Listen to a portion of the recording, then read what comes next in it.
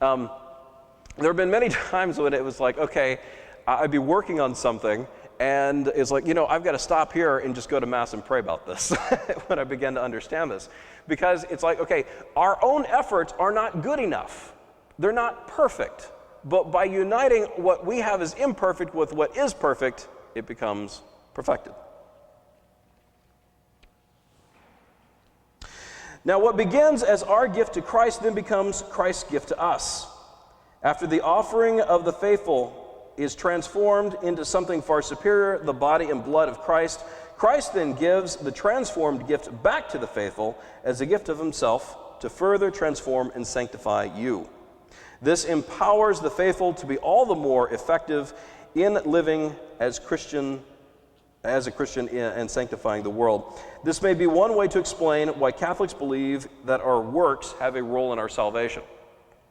In the sense that I've talked with some very good Protestant friends of mine who are really struggle with it. Why do Catholics believe that what we do, our works, have a role in our salvation?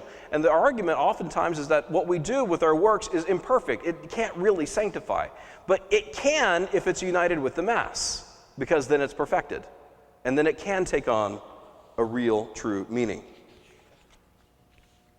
The offering of the faithful should not stop just at offering to God their works. They are called to offer your very selves as a living sacrifice. Christ's faithful should give, this is another quote from the documents. Yes. Christ's faithful should give thanks to God, offering the immaculate victim not only through the hands of the priest, but also together with him.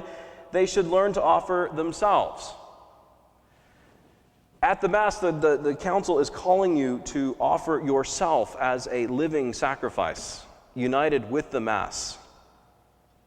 Elsewhere, the Council states, therefore, all the disciples of Christ, persevering in prayer and praising God, should present themselves as a living sacrifice, holy and pleasing to God. Christ offers up himself in sacrifice, in the sacrifice of the Mass, and the faithful are to be invited to do so as well. Referring to the faithful self-offering, Pope Benedict XVI said, and I quote, the purpose of the priestly ministry, here he's referring to the ministerial priesthood, the purpose of the priestly ministry is to gather the people of God so that all who belong to this people, sanctified as they are by the Holy Spirit, may offer themselves as a living sacrifice, holy and acceptable to God. The Pope then continues with the emphasis on the importance of both the ministerial and the common priesthood.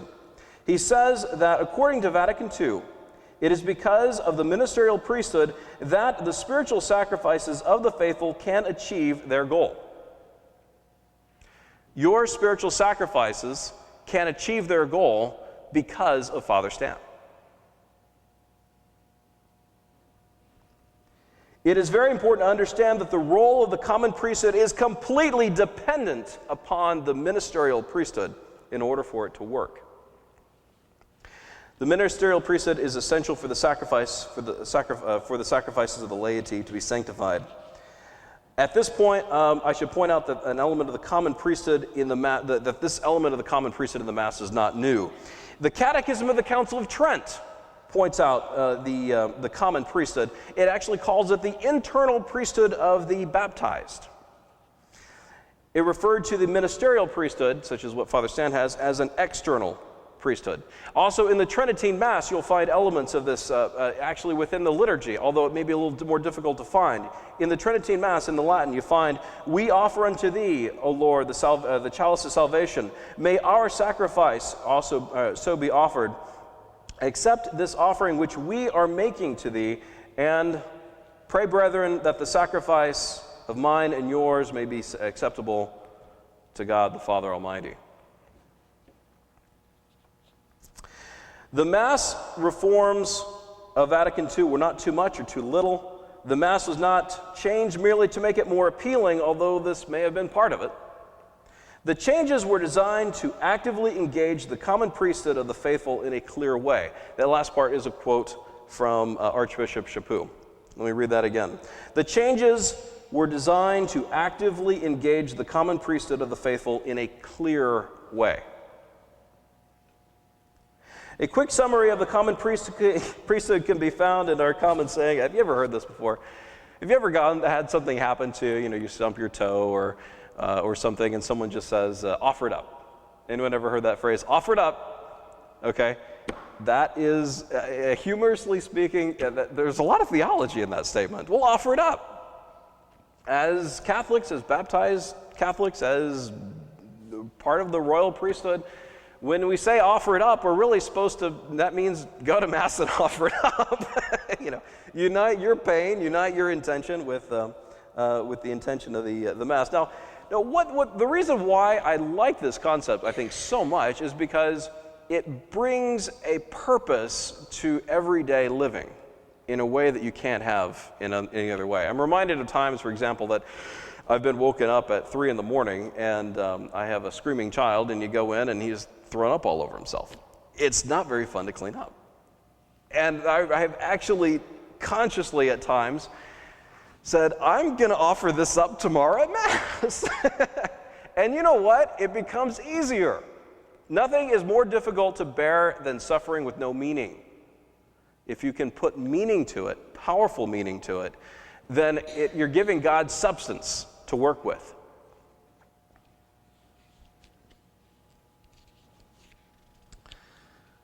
Catholics are called to offer up our sufferings, prayers, good works, and our very selves at Mass. When we place the offering in the basket and when the gifts are brought up, we are to make full, active, and conscious offering of our own in the symbol of the gifts, and this is what the gifts represent.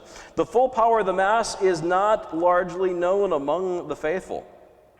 It is the responsibility of all God's children to accept the Father's gifts and use them as He intended.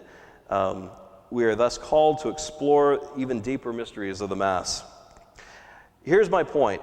Far from removing the mystery of the Mass, the Second Vatican Council unveiled a deep mystery and made it more understandable, and intended to awaken a concept of the mystery of the Mass that had all been but forgotten. I find this real exciting because God gives to the Church what she needs when she needs it. And God has given us a very powerful Mass that we can understand if it's just simply explained to us appropriately.